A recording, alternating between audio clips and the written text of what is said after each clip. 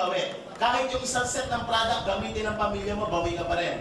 Eh, anong pagkakaiba nito ni Nestor? Bakit ito ni-endorse mo? Ganito po yan. Siyempre, itong si A, lalaki, mag-iimbita, lalaki grupo. Gagalaw si B, lalaki grupo. Kapag lumaki ang grupo ni A sa ni B, ang maximum earnings ng anak mo is katulad nito, 24,000 per day. Pag gumalaw si C, gumalaw si D, ang pinakamalaki pwedeng kitain ng asawa mo is katulad nito, 24,000 per day. Pag nag-24 itong pamilya mo, automatic yung motherhead mo, 24,10. Tama po ba? Ang 3 heads po pala, tatlong 24 or 72,000 per day, multiply by 30 days, 2.1 million ang ceiling of income ng 3 account.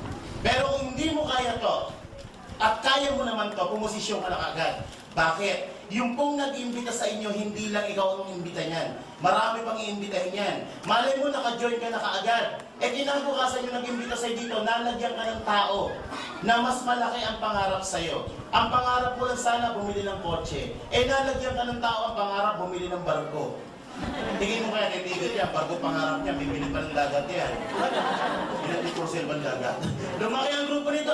Lumaki ang grupo nito. Ano mangyayari sa'yo? Naku, parang ang inaarmalay ng 1.5. Gusto niyo ba inaarmalay ng 1.5? Alam niyo po, nandito siya sa akin, nung walang imbita sa akin. 2 araw hindi yung makatulog. Alam niyo bakit? Wala akong kapital. Okay. Pero ang ginawa ko nun, hindi ito. Kasi diniscuss sa akin 7 net. So, ang ginawa ko, nag-open po ako ng 4. Ipinasok ko si Nestor 1, ipinasok ko dito si Nestor 2, ipinasok ko dito yung panganay kong anak, dito ko po nilagay yung bunso, pangalawang anak. Parang 3 heads din po to. Kaya lang may ulong isa for future expansion. Eh di una kong tinarabaho, sabi sa akin nag-impita, Sir, 4 po kailangan nyo. Dapat ngayong buwan na to, magawa nyo po yan. 2 linggo, tapos na. Ang maganda nito, gumalaw to lahat. Right now, mahigit 7,000 po ang grupo dito sa side na to. Nung medyo gumaganda ang kita nito, nag-expand ako ng network dito. Ipinasok ko si Nestor 3, ipinasok ko po dito yung pagbunso kong anak, andito po yung wife ko. Ito, una ko nilagay ng tao para hindi magreklamo. Ito, gumalaw din. Malapit ang Millionaires Club to eh. 3,000 ang tao po dito. Nung medyo gumaganda network dito, ito yung personal kong tinatrabaho ngayon, yung bunso kong anak. Kapag naglagay ako ng 2 dito, let's say si A sa si B, ako nagtrabaho, dito ko lang nilagay sa anak ko, let's say si A sa si B, direct referral bonus kay A is 500, direct referral bonus kay B is 500, meron din siyang sales match sa 1,500.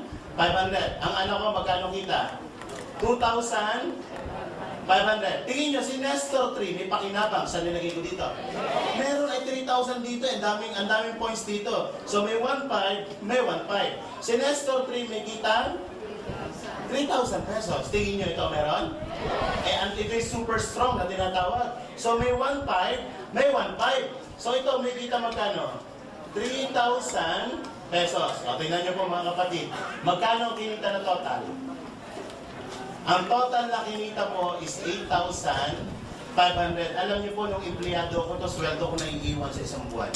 Ito, kayang gawin mo ng 2 oras lang. Tama po ba? Pero kung kaya mo naman, ang 7 account, mas maganda kasi ang 7 account po, bawi mo na kaagad ang kapital.